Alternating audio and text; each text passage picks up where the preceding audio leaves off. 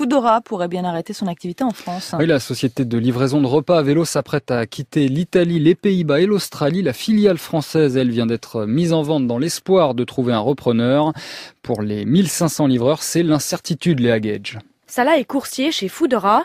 Payé à l'heure, il gagne jusqu'à 3 700 € bruts par mois. Mais voilà, il vient de l'apprendre. Ils vont vendre.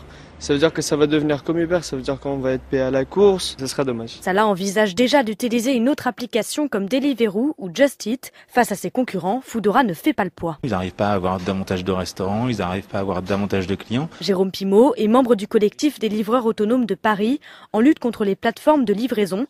Le rachat de Foodora, il n'y croit pas. Généralement, la faillite suit parce que les repreneurs sont assez rares. Là, typiquement, Foodora, je vois pas qui pourrait racheter ça. Et surtout, Foodora a aussi quelques casseroles qui sont en train de mijoter. Les ennuis judiciaires, c'est ce qui pourrait précipiter la chute de Foodora, selon Kevin Mention, avocat de plusieurs livreurs à Paris. L'inspection du travail auditionne des livreurs Foodora, s'apprête vraisemblablement à dresser un procès-verbal de travail dissimulé et donc va agir contre la plateforme par la suite au pénal. Il y a d'autres livreurs aussi de manière indépendante qui ont introduit des actions devant le Conseil de prud'homme et qui demandent à ce que leur statut de salarié soit reconnu. De son côté, le PDG de Foodora France l'assure, la plateforme intéresse déjà des repreneurs. Léa Gage.